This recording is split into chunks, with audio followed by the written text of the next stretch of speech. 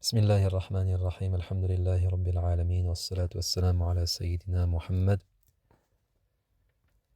On continue les aphorismes de l'imam Ibn Ata'illah, rahimahullah, les hikam, dans lequel le cheikh dit « L'avilissement de l'âme est un arbre qui a pour semence la cupidité, ou qui a pour origine la cupidité. » Donc on va parler aujourd'hui de l'humiliation finalement que l'être humain se cause à lui-même. L'être humain s'humilie lui-même lorsqu'il s'humilie devant autre que Allah. Et cette humiliation de l'être humain pour l'être humain a souvent pour origine la convoitise, l'avidité. Et pour expliquer cette hikmah, on va donner quelques exemples, Inch'Allah. D'abord, de dire que le croyant devrait être dhalil. En arabe, dhalil, ça veut dire humble, humilié, mais devant Allah seulement. Donc, pour Allah, tu baisses la tête. Pour lui, tu es humble, tu te fais petit. Et ça, c'est l'honneur du croyant. Et à mesure que toi, tu deviens humble devant lui, eh bien, à mesure que tu te rapproches de lui, et à mesure que tu deviendras honorable auprès de ses serviteurs, que tu grandis à leurs yeux. Ça, c'est un secret qui était connu et qui est encore connu des salihin. Lorsqu'une personne, elle recherche réellement l'honneur, si une personne recherche l'honneur réel, eh bien, elle doit rechercher l'honneur auprès de Al-Aziz, de Dieu, celui qui détient l'honneur réel. Et donc, elle doit se faire humble devant Dieu, pour lui, par recherche de son agrément, ce qui va entraîner par la suite le fait que cette personne va grandir dans le cœur des gens. C'est comme automatique. C'est automatique. Par contre, si une personne, elle recherche l'honneur auprès des gens, et donc se fait humble devant eux, elle s'humilie devant eux, elle le fait souvent par recherche d'un intérêt caché. Et par ce fait même, elle sera tôt ou tard humiliée. Comme on le voit, on a tous des exemples dans notre propre vie. Le Cheikh Al-Bouti dit par rapport à cet aphorisme, بقدر ما تكون ذليلا لله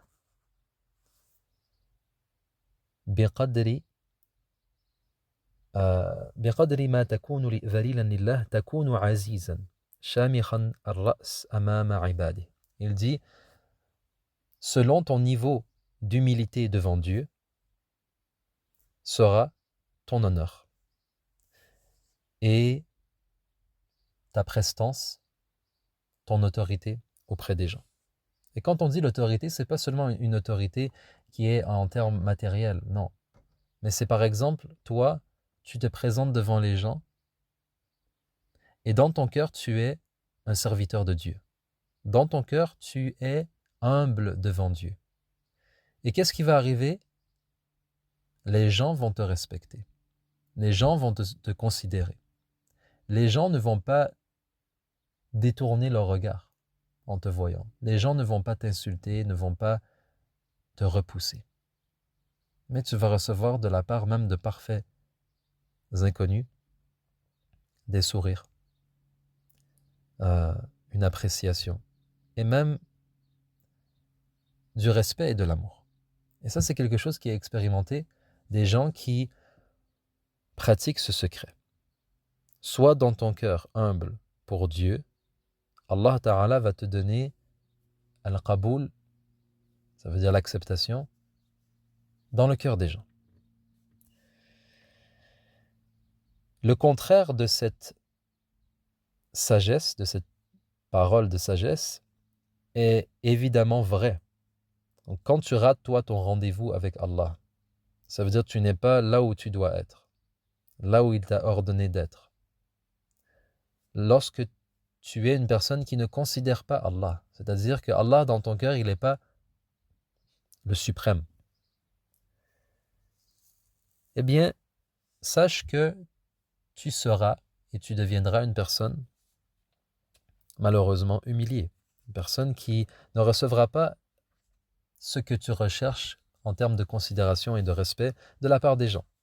Et ça, c'est un grand piège dans lequel beaucoup de gens tombent. Mais encore une fois, on explique. Il ne faut pas utiliser la religion et les secrets qui sont dans la religion pour un intérêt mondain ou pour une considération auprès des gens. Ça, c'est faire fausse route. Parce que Allah Ta'ala, il connaît nos cœurs. Allah, il sait lorsqu'une personne est réellement sincère pour lui et humble pour lui. Et c'est là que le secret est effectif. Mais si une personne, elle se dit, je vais commencer à faire la prière, je vais me faire humble pour Dieu, mais dans son cœur, c'est pas pour Dieu, mais c'est pour le secret, c'est-à-dire pour éventuellement recevoir les clés de l'approbation des gens, pour un avancement dans sa société, dans sa compagnie, etc. Et cette personne, elle fait fausse route dès le départ. Maintenant, pourquoi une personne devrait être humble et même, si on peut dire, s'humilier devant Allah uniquement? Eh bien, logiquement, c'est parce que Allah Ta'ala, il est Al-Mu'ati, Al-Wahid. Il est le seul réel donateur, le seul détenteur de la royauté et le seul pourvoyeur. Alors de qui devrais-tu demander? De qui devrais-tu espérer? On devrait espérer de Allah uniquement. Huwa alladhi yamna' huwa alladhi yu'ti huwa alladhi yanfa' wa yadur. Donc parmi ces noms, Al-Nafi', Al-Dar, c'est-à-dire il n'y a pas de profit autre que par lui. Et il n'y a pas de nuisance sans son ordre. Donc tu ne peux pas avancer dans la vie sans lui. Et personne ne te fera reculer et personne ne te fera perdre quelque chose sans sa permission, sans sa prédestination. Et donc ce n'est que devant Allah que je baisserai la tête. On parle bien sûr dans le cœur. Ce n'est que Allah que je craindrai. Et ce n'est qu'en Allah que je fonderai mes espoirs. En comprenant cette hikmah, est-ce que je vais craindre telle personne et telle personne? Ou miser mes espoirs en telle personne et telle personne? Ou pire, m'humilier devant telle personne? Non. Et c'est là qu'on voit tout l'honneur de quoi? De l'islam, de la soumission à Dieu.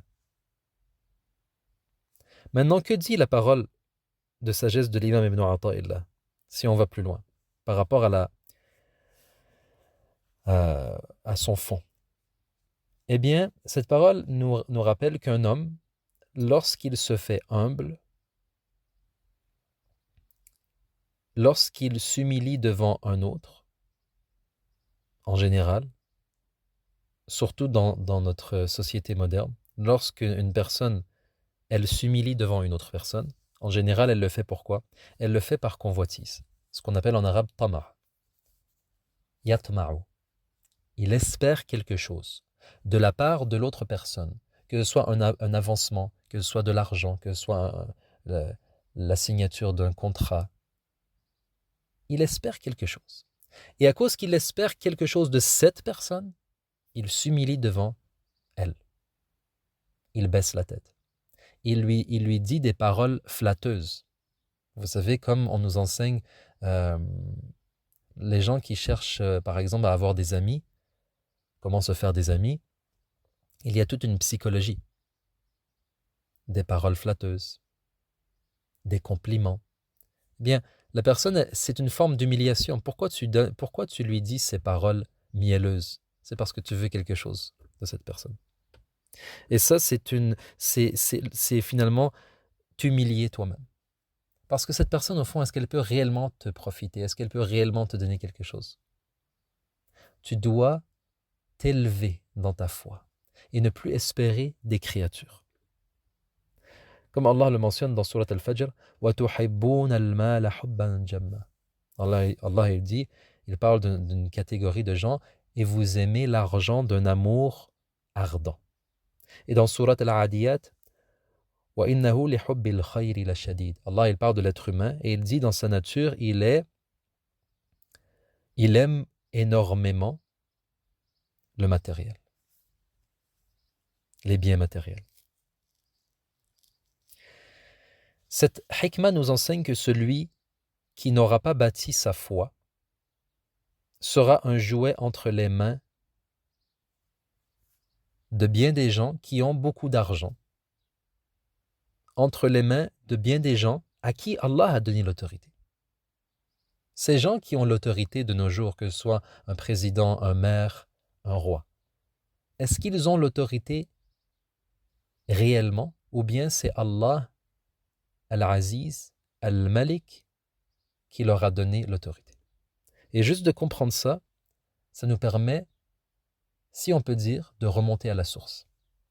C'est-à-dire, toi, lorsque tu vas voir un roi pour lui demander quelque chose, ou un président, ou un maire, ou le chef d'une entreprise, il ne faut pas que tu vois l'autorité entre les mains de cette personne, mais plutôt, cette personne est dépositaire pour un temps, dans le temps, c'est temporaire, d'une quelconque autorité. Mais son autorité dépend de qui? De Al-Malik.